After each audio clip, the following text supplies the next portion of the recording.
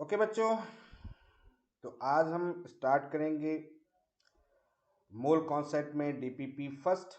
और आज हम डिस्कस करेंगे mole, percentage element, empirical and molecular formula से रिलेटेड प्रॉब्लम्स। तो चलिए शुरुआत करते हैं। सबसे पहले फर्स्ट क्वेश्चन पर डिस्कस करते हैं। तो फर्स्ट क्वेश्चन आपके पास में क्या है वो आपने देख लिया। फर्स्ट क्वेश्चन आपके पास में है, calculate the number of gram atom. ठीक है, calculate the number of gram atom for 2 into 10⁻23 atom. ये इतनी लाइन भी एक क्वेश्चन को डिस्कस कर रही है, यानी कि इस क्वेश्चन में सबसे पहले नंबर ऑफ ग्राम एटम की बात कर रहे हैं। ओके, फिर आगे देखते हैं। फिर लिखा हुआ है, if atomic weight of the element is 24 given है, then calculate mass of the sample. यानी कि फर्स्ट क्वेश्चन में एक चीज ये है कि आपको दो चीजें एक ही क्वेश्चन के अंदर कैलकुलेट करने के लिए बोल रहा है। फर्स्ट में नंबर ऑफ ग्राम एटम की बात की गई है, जब नंबर ऑफ एटम गिवन है। और फिर ये कह रहे हैं कि अगर एटॉमिक वेट 24 गिवन है एलिमेंट का, तो उस जगह पर उस एटम का मास कितना होगा। ठीक है, तो चलिए डिस्कस करते हैं। सबसे पहली चीज तो नंबर ऑफ ग्राम एटम का क्या मतलब हुआ, पहले तो हमें ये देखना होगा।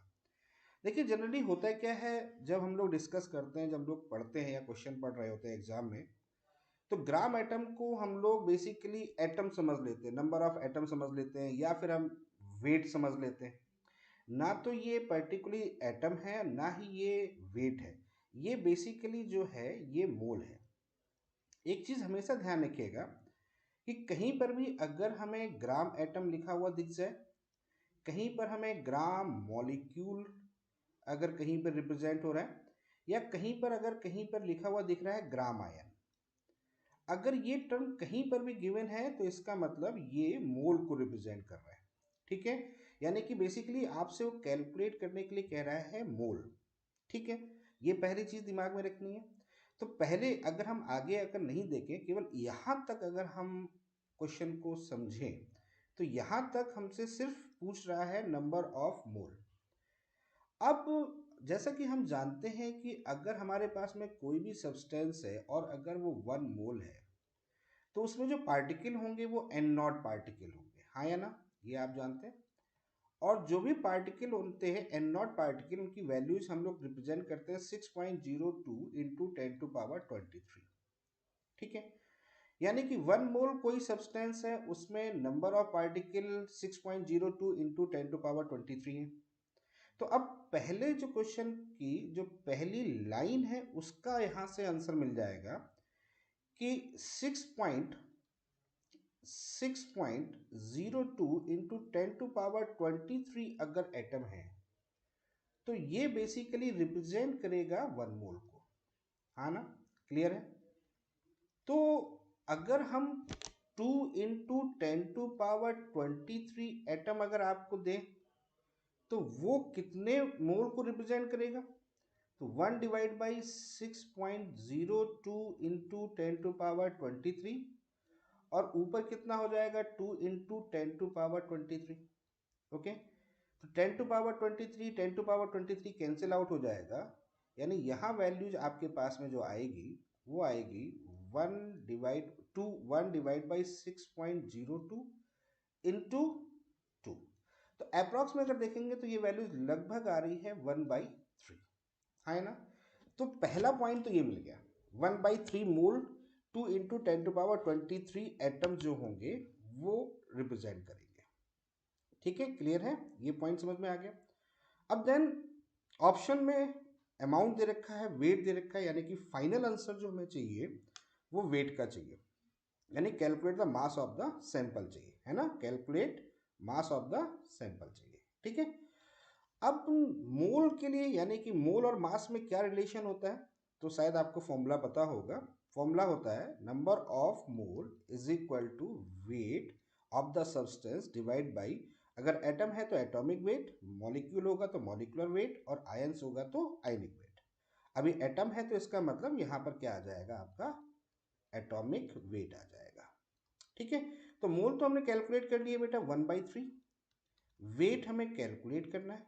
एटॉमिक वेट हमारे पास में 24 है, तो 3 8 = 24 है ना। तो इसका मतलब यहाँ से जो वेट आएगा वो आ जाएगा आपका 8 ग्राम। अब ऑप्शन में 8 नहीं है, देखिए ऑप्शन में कहीं भी देख रहे हैं 8 नहीं है, लेकिन आप गौर से देखिए यहाँ पर आपने क्या चीज़ की थी, यहाँ पर एक अप्रॉक्स लिया था, ये अप्रॉक्स लिया था 6.02। तो वैल्यूज यहाँ पर क्या होगी, 3 से थोड़ी सी बड़ी होगी। तो जब यहाँ सॉल्व करेंगे आप 3 से वैल्यूज थोड़ी सी बड़ी होगी, इसको सॉल्व करोगे तो 7 पॉइंट समथिंग वैल्यू आएगा। अब आप ऑप्शन में देखिए 7 पॉइंट कोई आंसर दिख रहा है आपको, बिल्कुल दिख रहा है, ऑप्शन आपका फर्स्ट दिख रहा है। क्लियर है, समझ में आ गया। तो ये रहा आपका फर्स्ट क्वेश्चन। तो आई थिंक मुझे लगता है आपको पहला क्वेश्चन जो था बहुत सिंपल सा क्वेश्चन है, आपको समझ में आ गया होगा। चलिए डिस्कस करते हैं अब हम सेकेंड क्वेश्चन की तरफ। सेकेंड क्वेश्चन में क्या है उसको देखते हैं। देखें आप इस क्वेश्चन में क्या चीजें गिवन है। Calculate number of calculate total number of mole of atom present in 49 gram of H2SO4। H2SO4 molecule है, ठीक है, और उसका अमाउंट आपको दे रखा है 49 ग्राम। पूछ क्या रहा है क्वेश्चन के अंदर, क्या पूछा गया आपसे, आपसे पूछा गया है mole of atoms. Mole of atom, सुनिएगा बहुत गौर से समझिएगा, मोल ऑफ एटम पूछा गया। जबकि हम जानते हैं कि जो H2SO4 होता है वो मॉलिक्यूल होता है, और मॉलिक्यूल बेसिकली जो होते हैं वो एटम से मिलके बनते हैं। तो अगर मैं कहूँ ये 1 मॉलिक्यूल है तो इसमें टोटल नंबर ऑफ एटम कितने हैं, तो हाइड्रोजन के यहाँ पर 2 हैं, सल्फर के यहाँ पर 1 है, ऑक्सीजन के यहाँ पर 4 हैं, तो टोटल आपके पास में 7 एटम है अगर H2SO4 1 मॉलिक्यूल होता है। ठीक है, क्लियर है। तो सबसे पहले हम क्या करें, इस H2SO4 के नंबर ऑफ मोल कैलकुलेट कर लें। H2SO4 यानी कि मॉलिक्यूल के नंबर ऑफ मोल कैलकुलेट कर लें। तो नंबर ऑफ मोल कैलकुलेट करने का तो वही फॉर्मूला है, N = wait divide by molecular weight. तो वेट अपने पास में कितना है 49, मॉलिक्यूलर वेट कितना होता है इसका H2SO4 का जानते होंगे आप लोग 98। 98 कैसे होता है, hydrogen 2 × 1 plus sulphur 32 plus oxygen 16 × 4।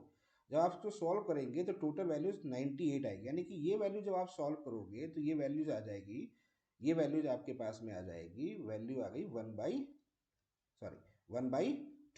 Clear है, 1/2 वैल्यू आ गई। ये क्या आ गया आपके नंबर ऑफ मोल आ गए किसके, H2SO4 के। किसके आ गए बेटा, H2SO4 के। कैलकुलेट क्या करना है अपने को, number of mole of atom calculate करना। तो अब 1 मॉलिक्यूल में कितने एटम्स प्रेजेंट है आपके पास में, 7 है ना।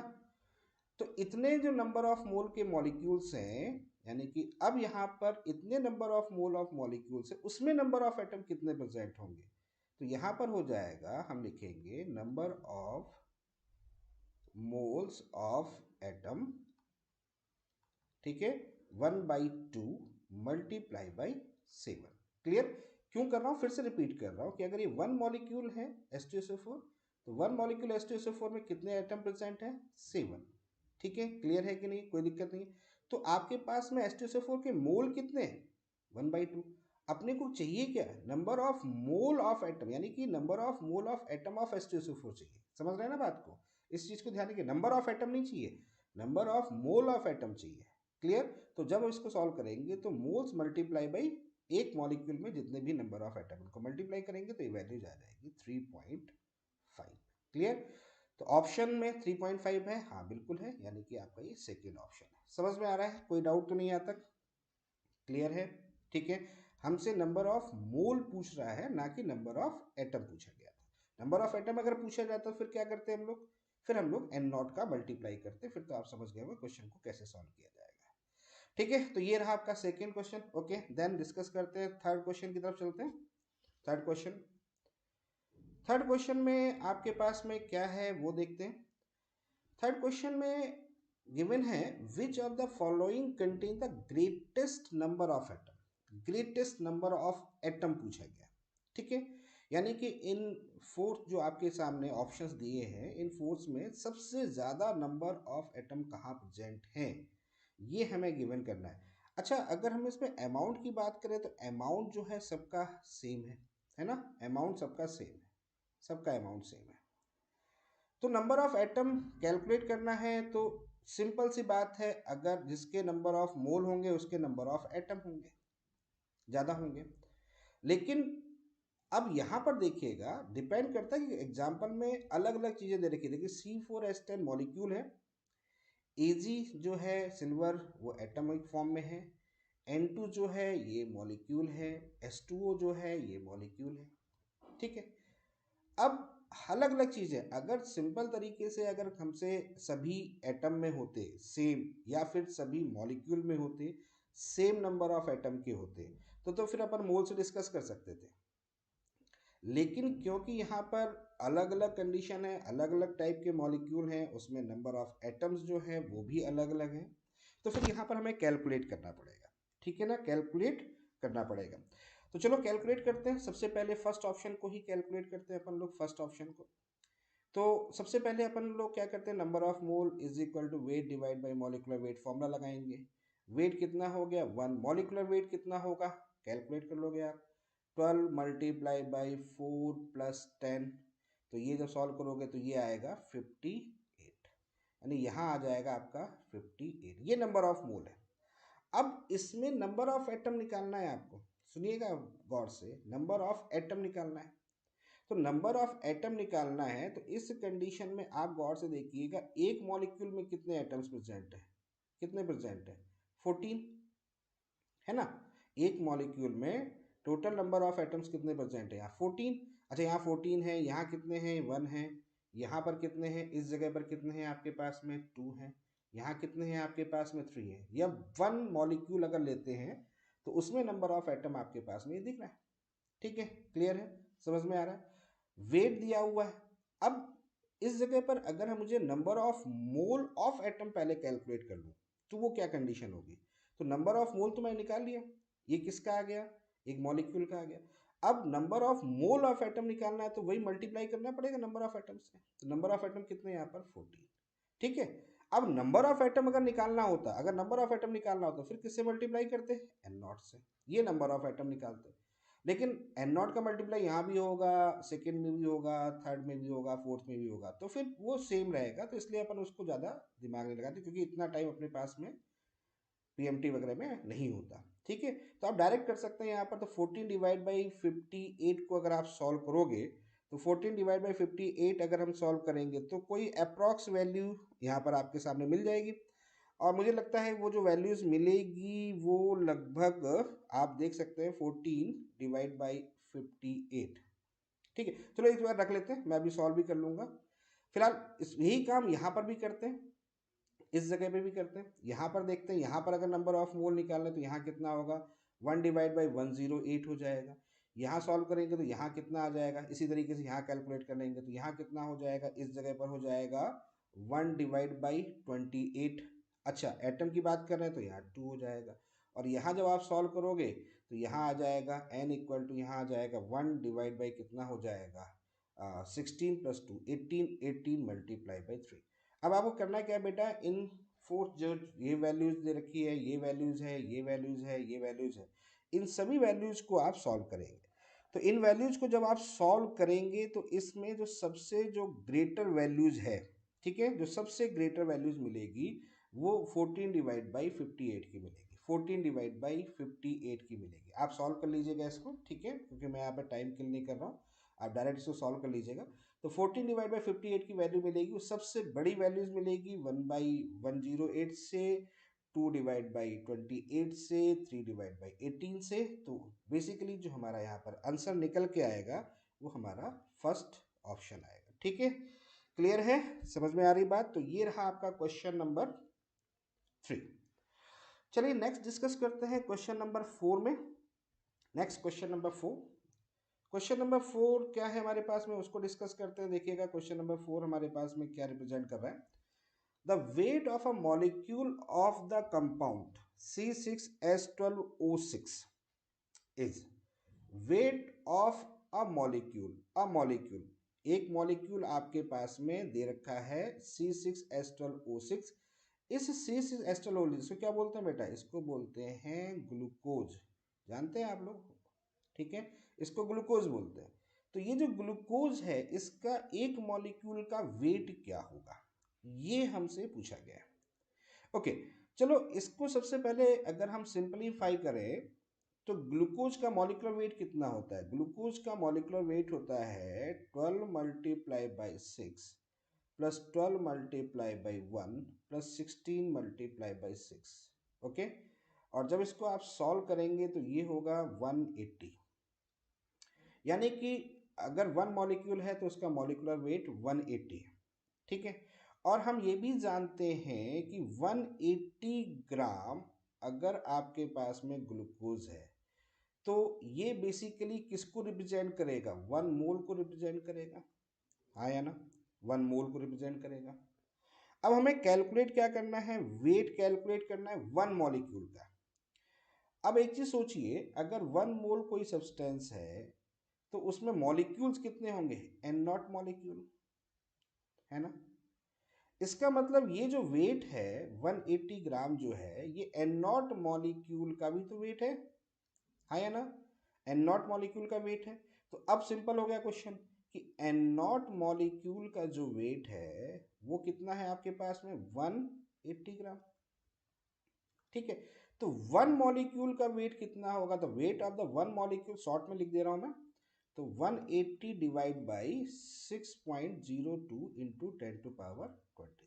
ओके, तो जब इसको सॉल्व करोगे आप, इसको जब आप सॉल्व करोगे तो ये अप्रॉक्स लगभग कितना जा रहा होगा? ये अप्रॉक्स 3 के लगभग जा रहा है ना?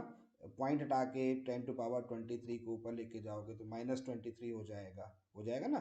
सॉल्व कर लोगे आप इसको, इस वैल्यूज को सॉल्व कर लोगे तो इस वैल्यूज को जब आप सॉल्व करोगे तो ये वैल्यूज जो होगी ये 3 के अप्रॉक्स आएगी। तो 3 के अप्रॉक्स कौन सी वैल्यूज दिख रही है? ये दिख रही है आपको 2.98, ठीक है ना? तो ये आपका, आप जो करोगे तो ये वैल्यूज आपको आंसर में दिखेगी।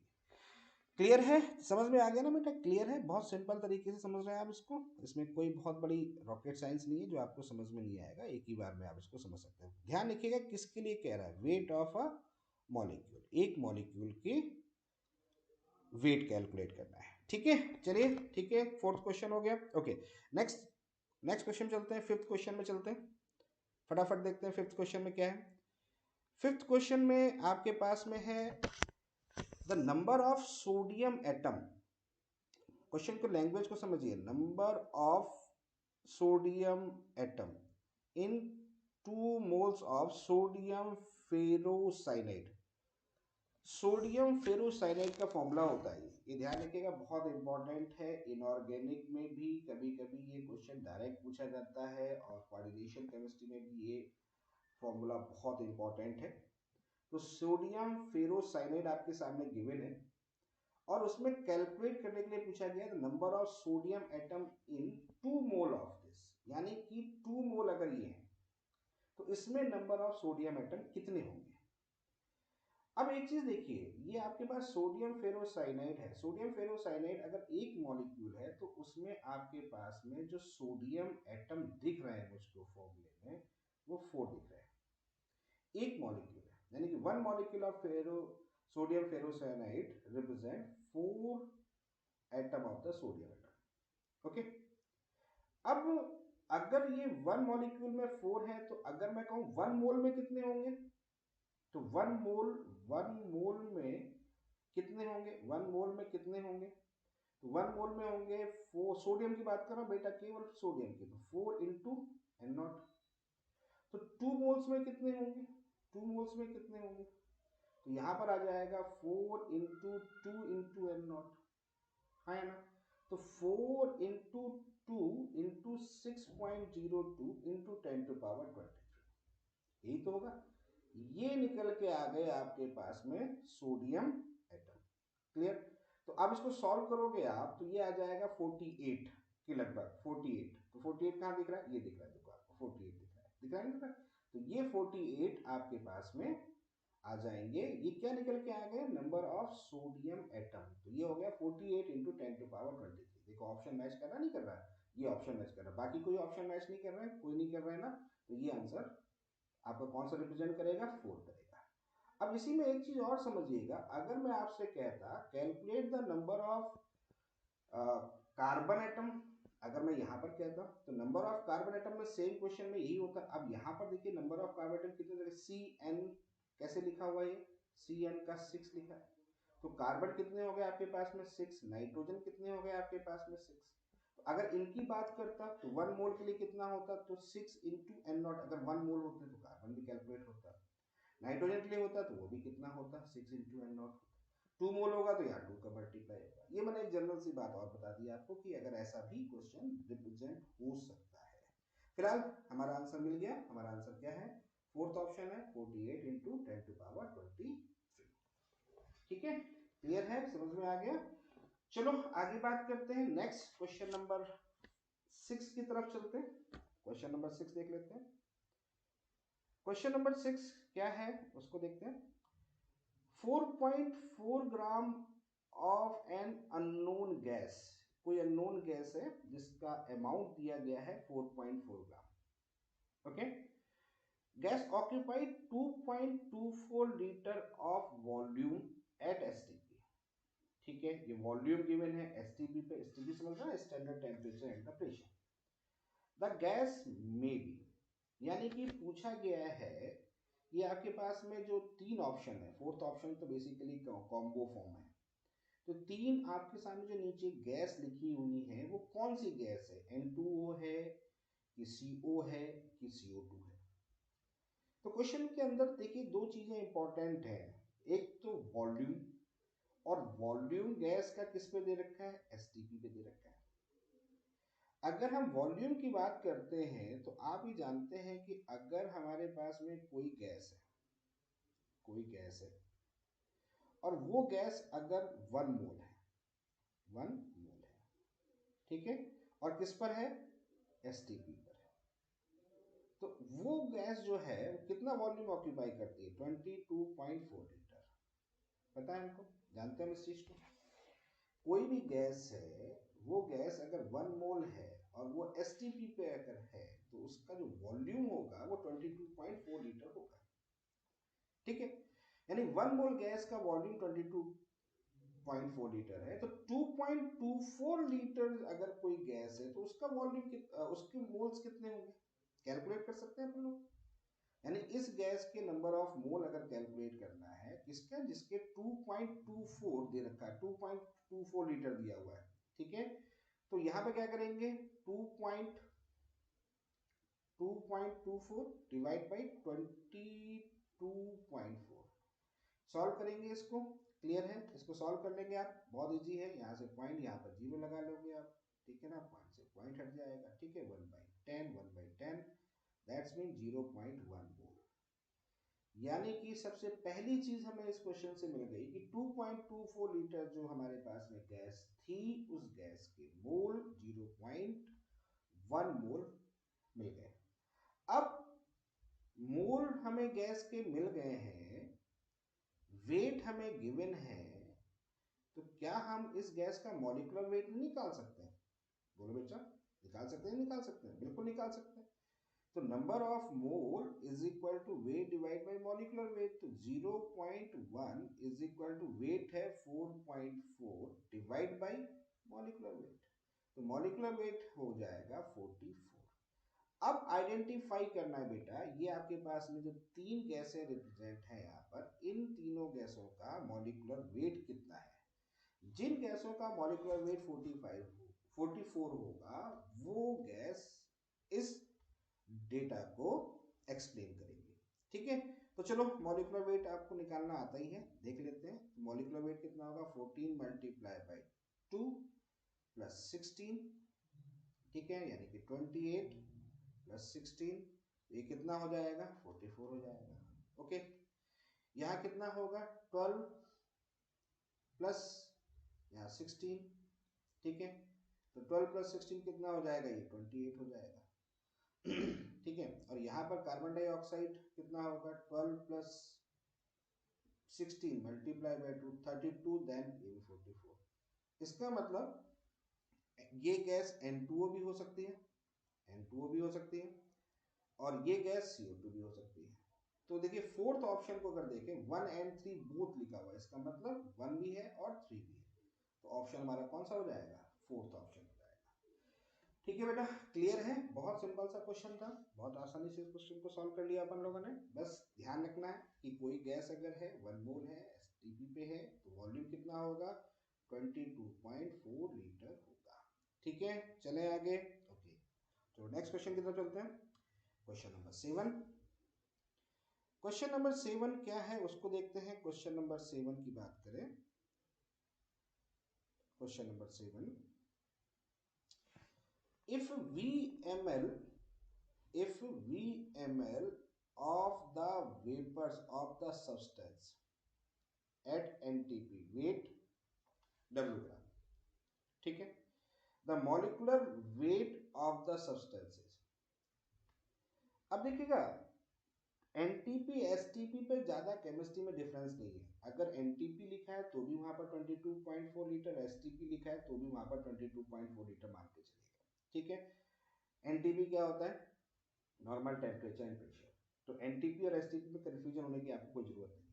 ठीक है, अगर एनटीपी एसटीपी नहीं लिखा होगा तो फिर वहां पर जो वॉल्यूम होगा फिर वो पीवी इक्वल टू एनआरटी उस कंसीडर में, उसमें गैस को, गैस के बिहेवियर में, मतलब आइडियल गैस की तरह बिहेव करेंगे। ठीक है, वो आगे का नेक्स्ट चैप्टर है, उसमें मैं आपको आगे की बात बताऊंगा। फिलहाल क्वेश्चन को देखते हैं। If we M L of a vapor of the substance at the NTP weight W gram, then molecular weight of the substance, molecular weight calculate करना है। थोड़ा सा क्वेश्चन अलग टाइप का दिख रहा है आपको, बट अलग टाइप का है नहीं। आप इस क्वेश्चन को कुछ ऐसे सोचें कि अगर मान लेते हैं हमारे पास में जो भी वेपर्स आपके सामने प्रेजेंट है, ठीक है, वो वेपर या गैस की बात करता हूं, अगर वो गैस 1 मोल है, ठीक है, तो उसका वॉल्यूम कितना होगा 22.4 लीटर, है ना। या इसको हम अगर ml में देखें तो कितना होगा 22400 ml, यही तो होगा। ठीक है, क्लियर है, कोई डाउट नहीं है। यानी कि ये हमें निकल गया जब कोई गैस जो है वो 1 मोल होगी, इसके बारे में हमने डिस्कस कर लिया। ठीक है, क्लियर है। तो एक बात मुझे बताइए, हम यहाँ पर इसको ऐसे सोच सकते हैं 22400 ml अगर कोई गैस है तो 1 मोल है। ठीक है, क्लियर है। तो VML अगर हमारे पास में कोई गैस है तो वो कितने मोल डिफाइन करेगा, वो कितने मोल डिफाइन करेगा, तो वो करेगा 1 डिवाइड बाई 22400 और ऊपर आ गया मल्टीप्लाई बाई V मोल। ये मोल हमने यहाँ पर कैलकुलेट कर लिए, किसके कर लिए, जब हमारे पास में कितना वॉल्यूम है VML वॉल्यूम है, तब हमने ये कंसीडर कर लिया। ठीक, अब मॉलिक्यूलर वेट चाहिए हमको, मॉलिक्यूलर वेट चाहिए, मोल हमारे पास में आ गए, मॉलिक्यूलर वेट चाहिए। और क्या गिवन है बेटा, एक चीज तो अभी गिवन है, वेट भी तो गिवन है। तो नंबर ऑफ मोल यहाँ से कैलकुलेट करने का जो फॉर्मूला होता है वो लगा लें, n equal to weight divide by molecular weight. तो मोल हमारे पास में यहाँ पर मोल की जगह पर मोल रख दो तो 1 multiply by v divide by 22400 is equal to weight हमें गिवन है w, मॉलिक्यूलर वेट कैलकुलेट करना है। तो मॉलिक्यूलर वेट ही तो कैलकुलेट करना था, आ गया ना। तो molecular weight is equal to W multiply by 22400 divide by V।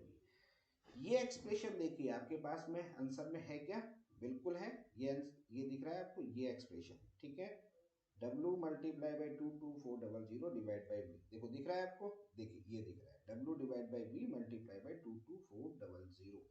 ये देखिए, ये आपके पास में फर्स्ट ऑप्शन को टैली कर गया। तो क्वेश्चन बहुत सिंपल था, उसमें बहुत ज़्यादा चीज़ें नहीं है, बस थोड़ा सा घुमाव था उसमें, केवल इतना ये था कि आपको VML कोई गैस दे रखी है, वेपर दे रखा है और उसका वेट दे रखा है, मॉलिक्यूलर वेट आपसे पूछा गया। ठीक है, तो हमने क्या डिफाइन कर लिया, हमने डिफाइन कर लिया, ये हम जानते हैं कि अगर 22400 ml कोई गैस है, वेपर्स होती है, तो उसका वॉल्यूम, उसके मोल्स होते हैं 1।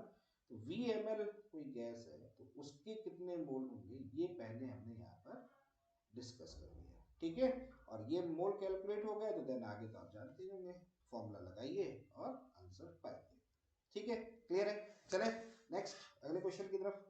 ओके, तो 7 क्वेश्चन की तरफ से बाद में अब बात करते हैं क्वेश्चन नंबर 8। क्वेश्चन नंबर 8 में डिस्कस करते हैं 5.6 litre of oxygen, 5.6 litre of oxygen at STP contain, फिर वही बात आ गई है, 5.6 litre of oxygen at STP contain. अब देखो यहाँ पर एक क्वेश्चन थोड़ा सा ट्रिकी है। ऑक्सीजन क्या है? ये ऑक्सीजन गैस है, बिल्कुल है। और ऑक्सीजन गैस, कहीं पर भी ऑक्सीजन लिखा है इसका मतलब ऑक्सीजन गैस की बात कर रहे हैं। और ऑक्सीजन गैस है इसका मतलब ये O2 के फॉर्म में, यानी कि मॉलिक्यूल के फॉर्म में। जबकि ऑप्शन को देखिए तो ऑप्शन में आपको कहीं पर हर जगह पर क्या दिख रहे हैं? एटम दिख रहे हैं। यहाँ भी एटम दिख रहा है, यहाँ भी एटम दिख रहा है, दिख रहा है ना? तो इसका मतलब है 1 molecule of O2 contains 2 atom of oxygen. ठीक है, क्लियर है? ओके, समझ में आ रही बात? और ये जो दिया हुआ है वॉल्यूम, जो दिया हुआ है ना बेटा, ये वॉल्यूम जो दिया हुआ है ये बेसिकली O2 गैस का दिया हुआ है। अब O2 गैस है तो उसके लिए हमने पहले ही आपको कॉन्सेप्ट बता रखा है, आप जानते भी हैं कि अगर 1 मोल होगा तो वॉल्यूम कितना हो जाएगा? 22.4 लीटर, है ना? 1 मोल होगा गैस तो वॉल्यूम कितना होगा? 22.4 लीटर। तो 5.6 के लिए नंबर ऑफ मोल निकाल सकते हैं यहाँ से। तो नंबर ऑफ मोल कितना आ जाएगा? Number of mole is equal to 5.6 divide by 22.4। इसका मतलब ये वैल्यूज आ जाएगी आपके पास में 1/4। ठीक है, तो 1/4 जो मोल है ये आगे आपके किसके आगे बेटा? O2 के आगे। किसके आगे? O2 मॉलिक्यूल्स के आगे। तो यहां पर number of mole of oxygen atom कितना आएगा? Number of mole of oxygen atom मैं लिख दे रहा हूं, number of mole of oxygen atom, तो वो कितना हो जाएगा? Is equal to 1/4 multiply by 2, that is the 1/2। ये किसके आ गए हैं? 1/2 मोल आ गए हैं ऑक्सीजन एटम के। ठीक, 1/2 मोल आ गए हैं ऑक्सीजन एटम के। तो अब क्वेश्चन पूछ क्या रहा है? क्वेश्चन क्या पूछ रहा है? नंबर ऑफ एटम पूछ रहा है। तो नंबर ऑफ ऑक्सीजन एटम कितने हो जाएंगे? Number of oxygen atom is equal to 1/2 multiply by n naught 6.02 into 10⁻23। Clear? तो हाफ हो जाएंगे बेसिकली, तो 3.01 इंटू 10⁻23। देखो बेटा बात समझ में आ रही है? तो आंसर क्या आ रहा है इसका? देखिए 3.01 10⁻23 ऑप्शन में है क्या? ऑप्शन में है, बिल्कुल है। देखिए ऑप्शन में कौन सा है?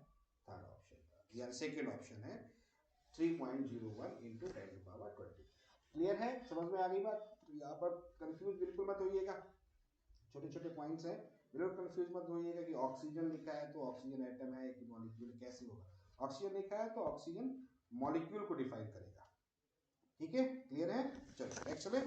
ओके, क्वेश्चन नंबर अपन डिस्कस करते हैं, क्वेश्चन नंबर 9। क्वेश्चन नंबर 9 क्या दिखा रहा है? देखिए क्या डिस्कस करेंगे इसमें। क्वेश्चन नंबर 9 में लिखा है which of the following compound has same empirical formula as that of glucose. ठीक, पहले तो ग्लूकोज का फॉर्मूला आपको पता होना चाहिए, मालूम ही है, C6H12O6। फर्स्ट पॉइंट तो ये।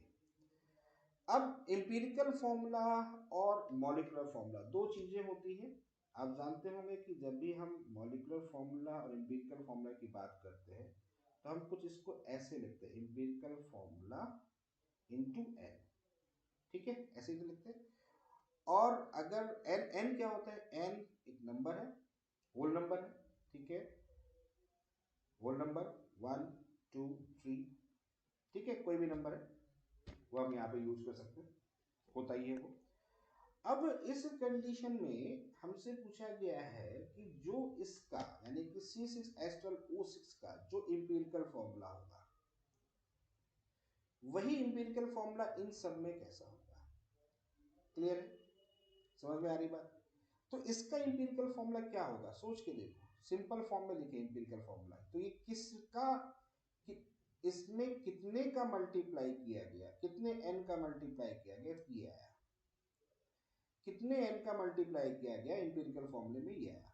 देखो आप एक काम करो, यहाँ पर 6 दिख रहा है, यहाँ 12 दिख रहा है, यहाँ 6 दिख रहा है। इसका मतलब अगर मैं इसको ऐसे लिख दूँ CH2O, ठीक है, और इसमें मैं कितने से मल्टीप्लाई कर दूँ? 6 से, तो ये आ जाएगा, नहीं आ जाएगा? आ जाएगा। इसका मतलब ये क्या आया, ये है आपका एम्पिरिकल फॉर्मूला, ठीक है। तो CH2O is the empirical formula of the glucose. तो अब ये जो एम्पिरिकल फॉर्मूला CH2O आपके सामने यहाँ पर है, यही एम्पिरिकल फॉर्मूला इन सब में किसका होगा, सेम कैसा होगा, सेम होगा, किसका होगा वो देखना है। चलो तो यहाँ पर डिस्कस करते हैं, इसमें पहले डिस्कस करते हैं, इसका पहले मॉलिक्यूलर फॉर्मूला बना लेते हैं। तो यहाँ होगा C2, यहाँ पर H4O, ठीक है। इसका हम मॉलिक्यूलर फॉर्मूला बना लेते हैं C2, हाइड्रोजन जोड़ दीजिए टोटल 3 + 1 4O2, क्लियर है, ये हो जाएगा। यहाँ पर इसको बना लेते हैं तो ये हो जाएगा CH4O, और यहाँ इसको बना लेते हैं तो ये हो जाएगा C2H6। अब सभी का एम्पिरिकल फॉर्मूला बनाते हैं, सिंपलेस्ट एम्पिरिकल फॉर्मूला बनाते हैं। तो इसका देखिए एम्पिरिकल फॉर्मूला यही होगा। क्यों एम्पिरिकल फॉर्मूला यही होगा, क्योंकि आप इसमें से आप इसको और छोटा कर ही नहीं सकते, है ना, कोई छोटा नहीं कर सकते भाई। C2H4O है तो O को आप हाफ थोड़ी करोगे, अगर 2 से अगर हम इसको डिवाइड बाई करें, n की वैल्यू अगर 2 सोचे, ठीक है, तो उसमें अगर मल्टीप्लाई करें तो यानी कि यहाँ पर क्या आना चाहिए 1 पॉइंट, यहाँ पर क्या आ जाएगा 0.5, तो पॉसिबल ही नहीं होता एम्पिरिकल फॉर्मूले में। तो इसका तो एम्पिरिकल फॉर्मूला बन ही नहीं सकता, यही या ये कह सकते हैं यही इसका एम्पिरिकल फॉर्मूला है और यही इसका मॉलिक्यूलर फॉर्मूला है, ठीक है। यहाँ देखो, यहाँ पर अगर बात करें C2H4O2, हाँ इसका एम्पिरिकल फॉर्मूला बनाया जा सकता है। इसको कितने से मल्टीप्लाई करें कि मॉलिक्यूलर फॉर्मूला के फॉर्म में ये रिप्रेजेंट हो जाए। तो आप अगर देखो, अगर मैं इसको लिखता हूँ CH2O मल्टीप्लाई बाई 2, ठीक है, तो ये किस फॉर्म में होगा, ये C2H4O2 हो जाएगा। तो ये इसका एम्पिरिकल फॉर्मूला है, क्लियर है, समझ में आ रही बात। यहाँ इसका एम्पिरिकल फॉर्मूला हो ही नहीं सकता, ठीक है ना, कोई भी यहाँ पर डिवीजन वाला नंबर प्रेजेंट नहीं है तो यहाँ हो नहीं सकता। तो अब देखो ये किससे मैच कर रहा है, क्या इससे मैच कर रहा है, बिल्कुल कर रहा है, ये दोनों एक दूसरे से मैच कर रहे हैं। और यही तो हमसे पूछा गया है कि बताइए कौन इसमें सेम है, यानी कि ग्लूकोज का एम्पिरिकल फॉर्मूला किसके सेम है। तो नेचुरल सी बात है एसिटिक एसिड CH3COOH के सेम। तो आपका ऑप्शन कौन सा हो जाएगा, ऑप्शन इज सेकेंड, क्लियर है, कोई डाउट नहीं ना, बहुत सिंपल सा क्वेश्चन था। ओके चलो नेक्स्ट डिस्कस करते हैं question number 10। Question number 10, okay, question number 10 में एक मिनट, तो क्वेश्चन नंबर 10 क्या है वो देखते हैं। क्वेश्चन नंबर 10 में caffeine has a molecular weight of 194। Caffeine एक कंपाउंड है और उसका मॉलिक्यूलर वेट है 194, ठीक है। अब इसमें क्या क्या हमको चीजें दे रखी हैं उसको देखते हैं। If it contain it contain 28.9% by mass of the nitrogen। इसमें 28.9% बाई मास नाइट्रोजन प्रेजेंट है, ठीक है। Number of atom of nitrogen in one molecule, यानी कि अगर ये वन मॉलिक्यूल है तो उसमें कितने number of atom of nitrogen है, कितने number of atom of nitrogen है। ये बहुत अच्छा क्वेश्चन है और ऐसा ही क्वेश्चन नीट में बन चुका है, ठीक है। तो चलो डिस्कस करते हैं क्या क्या चीजें समझनी होंगी इसमें। पहले तो हम ये देखते हैं, कैलकुलेट क्या करना है, हमें कैलकुलेट करना है number of atom of nitrogen in one molecule, ठीक। तो हमारे पास में 28.9% बाई मास ऑफ नाइट्रोजन दिया है। इसका मतलब ये है कि जो कैफीन है, कैफीन का वेट 100 ग्राम है ना, कैफीन का टोटल वेट कितना 100 ग्राम है। उस कैफीन में जो नाइट्रोजन प्रेजेंट है, नाइट्रोजन जो प्रेजेंट है वो है 28.9 ग्राम, क्लियर है, ये बात समझ में आ गई है, ठीक है। और इसमें ये पूछा गया है कि atom of nitrogen in one molecule, one molecule में कितने नंबर ऑफ एटम होंगे, ठीक है, क्लियर है। एक काम करते हैं, कैफीन के बारे में हमको दो चीजें मिल गई हैं, एक तो उसका मॉलिक्यूलर वेट हमको मिल गया और एक हमको क्या मिल गया, उसका वेट मिल गया। तो क्या हम कैफीन के नंबर ऑफ मोल कैलकुलेट कर सकते हैं? बिल्कुल कर सकते हैं। n इक्वल टू कितना होगा, wait divide by molecular weight. तो नंबर ऑफ मोल अगर निकालेंगे तो ये हो जाएगा 100 डिवाइड बाई 194 हो जाएगा। और 100 डिवाइड बाई 194 को सॉल्व करोगे तो अप्रॉक्स मेरे हिसाब से 0.51 के लगभग जाएगा, आगे भी जाएगा, लगभग लगभग मैंने ले लिया, अप्रॉक्स में ले लिया 0.51। ये नंबर ऑफ मोल किसके निकल गए, कैफीन के हो गए। ठीक है, अब एक काम करते हैं, नाइट्रोजन के भी मोल्स निकालते हैं। तो n equal to weight divide by atomic weight ले लें। यहाँ वेट हमको कितना है, 28.9 है, और एटॉमिक फॉर्म की बात कर रहे हैं तो यहाँ 40। एटॉमिक फॉर्म ही लीजिएगा, मॉलिक्यूलर फॉर्म में कभी मत लीजिएगा, एटॉमिक फॉर्म में लीजिएगा। ठीक है, तो जब इसको सॉल्व करेंगे तो ये लगभग जाएगा समथिंग समथिंग 2 पॉइंट, ओके, कितना 2 पॉइंट के लगभग जाएगा, 2.06। अब आप यहां से सोचना स्टार्ट करें। आपके पास में जो कैफीन है उसके मोल्स हैं 0.51, और उसमें जो नाइट्रोजन प्रेजेंट है उसके मोल हैं एटॉमिक फॉर्म में 2.06। इसका मतलब ये कुछ इस टाइप का कॉन्सेप्ट हो गया, जैसे कि मान लेते हैं आपके पास में सपोज दैट अगर AB2 है, AB2 कोई फॉर्म है, अगर वो 1 मोल है, 1 मोल है ना, 1 मोल के फॉर्म में है, तो उसमें अगर मैं बात करूं कि A के कितने मोल्स होंगे तो आप बोलोगे 1, B के कितने मोल्स होंगे 2, है ना, क्लियर है, समझ में आ गई बात। अब मैं इसी में एक बात आपसे बोल दूं कि अगर B के 2 मोल है और AB अगर 1 मोल है तो उसमें नंबर ऑफ एटम बी के कितने हैं? क्वेश्चन को सुनिएगा, मैं क्या कह रहा हूं फिर से समझिएगा। AB2 अगर 1 मोल है तो A की 1 मोल, B के 2 मोल होते हैं, प्रेजेंट होंगे। ठीक है, एटॉमिक फॉर्म में, B के एटॉमिक फॉर्म में, ओके। अब मैं उल्टा पॉइंट कर रहा हूं कि अगर B के आपके पास में 2 मोल है एटॉमिक फॉर्म में, और AB2 अगर आपके पास में 1 मोल है, तो बताइए B के कितने एटम प्रेजेंट होंगे, यानी किस फॉर्म में वो प्रेजेंट होगा। तो नेचुरल सी बात है, डबल हो रहा है, डबल हो रहा है, यानी कि 2 डिवाइड बाई 1 कर सकते हो, यानी कि जितना भी होगा वो वैल्यूज होगी 2। आगे ना, दिख भी रहा है, ठीक है ना, क्लियर है, दिख रहा है। अगर ये नहीं दिख रहा होता तो फिर इस कंडीशन को हम कह सकते हैं, मतलब मान लेते हैं ये नहीं दिख रहा होता तो हम ये वैल्यूज आपको दिखा रहे हैं 2 है।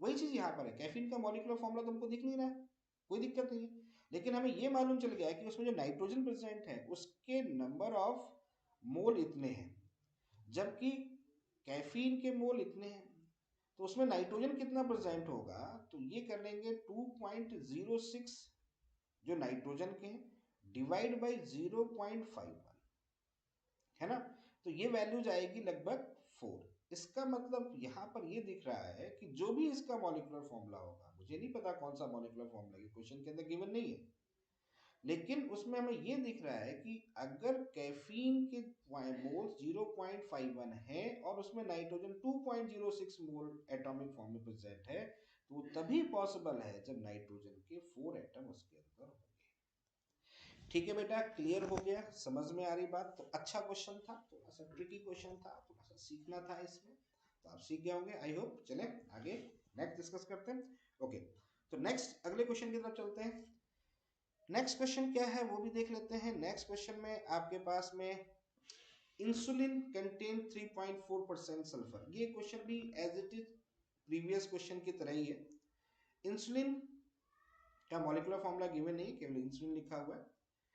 इंसुलिन कंटेन्स 3.4% सल्फर, 3.4% सल्फर, यानी कि इसका मतलब ये हुआ कि इंसुलिन का वेट हो गया आपका 100 ग्राम, ठीक है, और सल्फर का वेट हो गया आपका 3.4 ग्राम, समझ गए।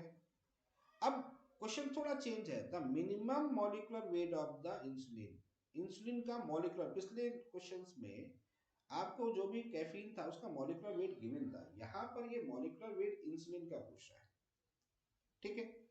हाँ, अब यहाँ पर जो सल्फर प्रेजेंट है वो सल्फर देखो हमें यहाँ पर एटॉमिक फॉर्म में ही प्रेजेंट होगा, ये मान के चलना पड़ेगा कि वहां पर जो सल्फर, ये कंप्लीट सल्फर प्रेजेंट है और ये एटॉमिक फॉर्म में है, ठीक है ना, क्लियर है, ये हमें मान के चलना पड़ेगा, तभी ये क्वेश्चन आगे डिस्कस हो पाएगा। ओके चलो पहले एक काम करते हैं, सल्फर के मोल्स निकालते हैं। तो सल्फर के मोल्स निकालें, कितना होगा 3.4 डिवाइड बाई 32। तो 3.4 डिवाइड बाई 32 अगर हम सॉल्व करें तो ये आएगा लगभग 0.106, ये मोल्स आ जाएंगे कितने, सल्फर के।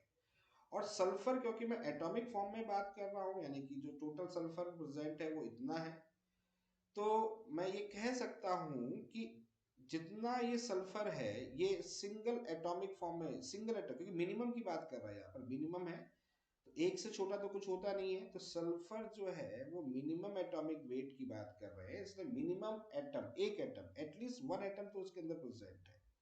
और अगर वन एटम अगर मान ले, तो अगर ही वन एटम है तो इसका मतलब इंसुलिन का जो मोल होंगे वो भी आपके पास में 0.106 ही होंगे। ये थोड़ा सा मानना पड़ेगा बेटा, यहाँ मिनिमम से बात समझ में आ रही, मिनिमम मॉलिक्यूलर वेट मतलब मिनिमम, अब मैक्सिमम कुछ भी हो सकता है, ठीक है। तो मिनिमम कह रहे तो आप सल्फर तो मिनिमम एक ही एटम हो सकता है ना, मतलब मिनिमम एक, इससे छोटा तो हो नहीं सकता। अब इससे आगे जो होंगे तो होंगे, वो तो अपने डिस्कस नहीं कर सकते। तो मिनिमम हमने सल्फर का एक एटम मान लिया, और सल्फर का अगर एक एटम मिनिमम प्रेजेंट है तो इसका मतलब इंसुलिन के मोल्स भी उतने ही होंगे। हो गए। अब इंसुलिन के मोल मिल गए हैं, तो अब इंसुलिन का मॉलिक्यूलर वेट निकालना है हमको, तो निकाल लेंगे। तो यहाँ कितना होगा 0.106 वेट, अपने पास में कितना है, इंसुलिन का 100 है, मॉलिक्यूलर वेट कैलकुलेट करना है। तो मॉलिक्यूलर वेट कैलकुलेट करोगे तो molecular weight is equal to कितना होगा 100 डिवाइड बाई 0.106।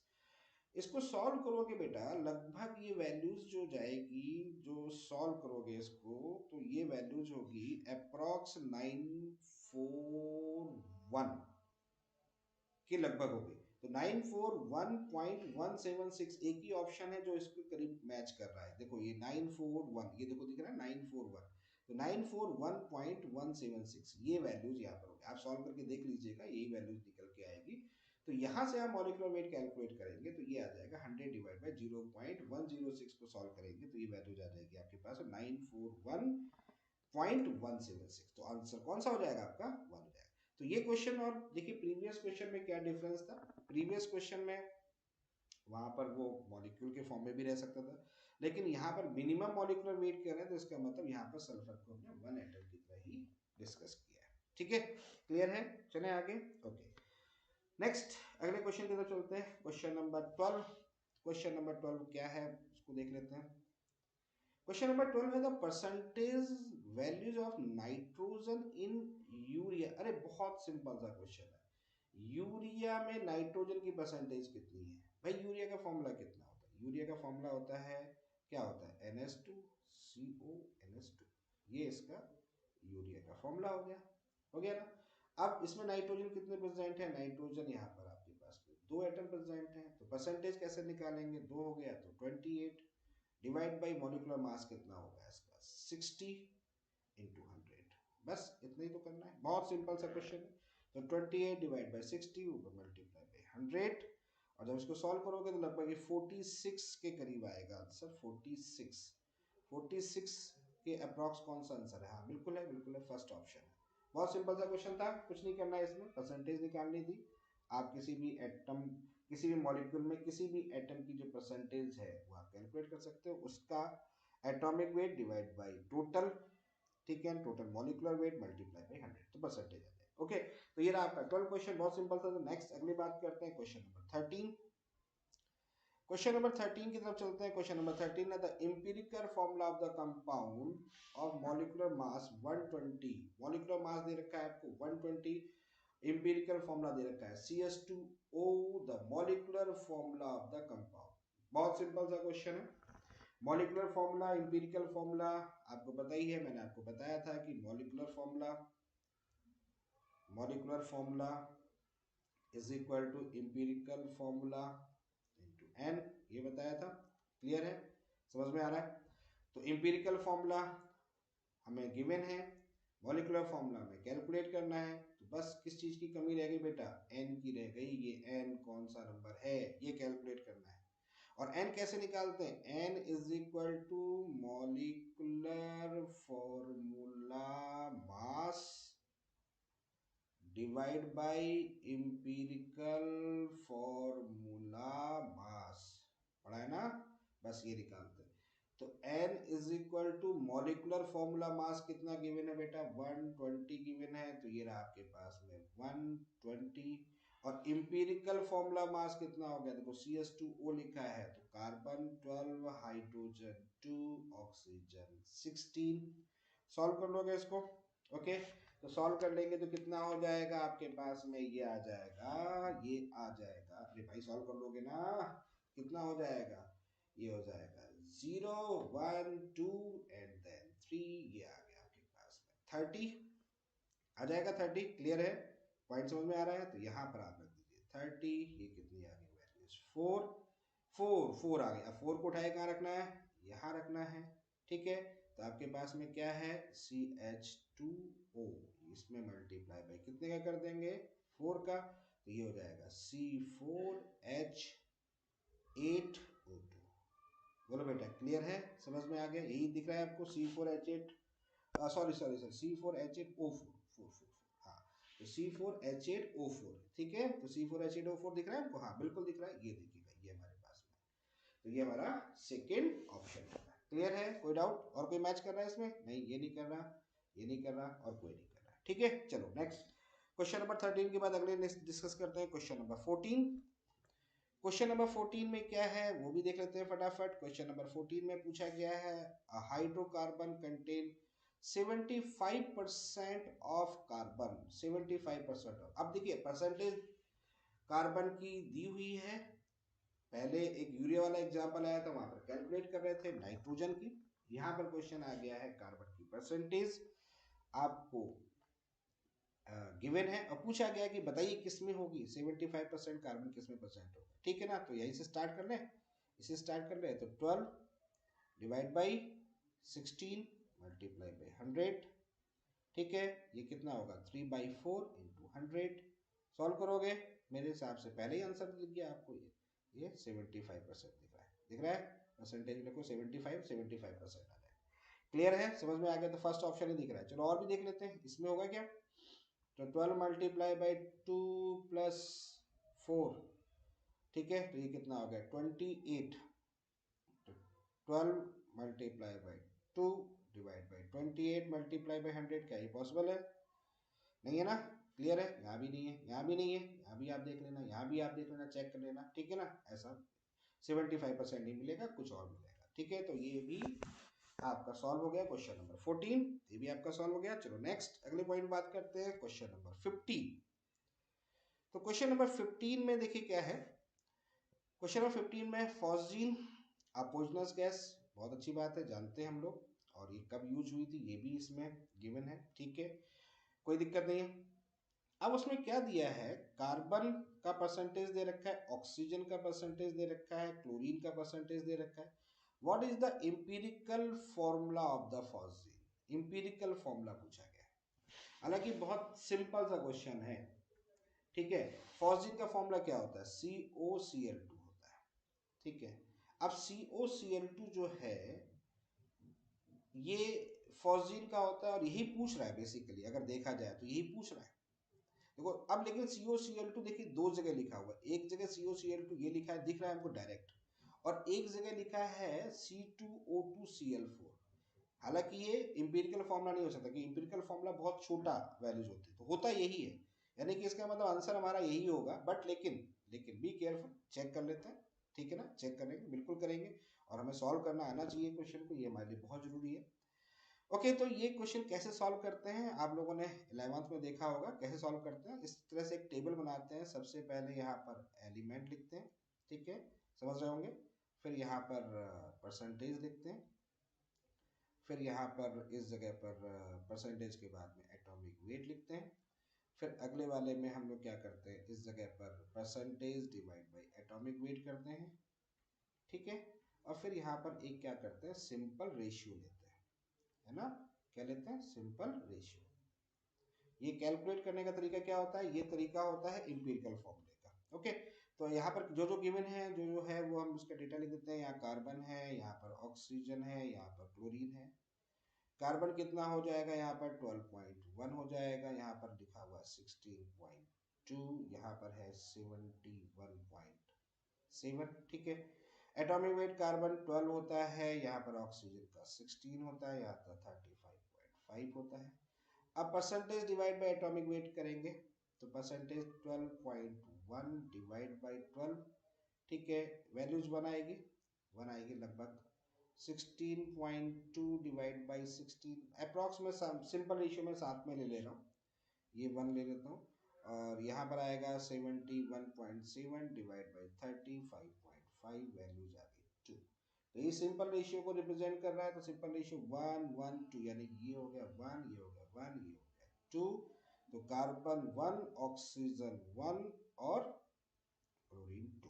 देखिएगा ये कैलकुलेट हो गया, और यही इसका एम्पिरिकल फॉर्मूला है, और यही हमारा आंसर है। क्लियर है, समझ में आ गया, यही पूछा गया, तो ये चीजें बता दी। तो बच्चों आज हमने क्वेश्चन डिस्कस कर लिया, डीपीपी 1 डिस्कस कर लिया। चलिए आगे फिर मिलते हैं डीपीपी नंबर 2 में, ठीक है। तो डीपीपी नंबर 2 को आगे हम लोग डिस्कस करेंगे। Okay, thank you.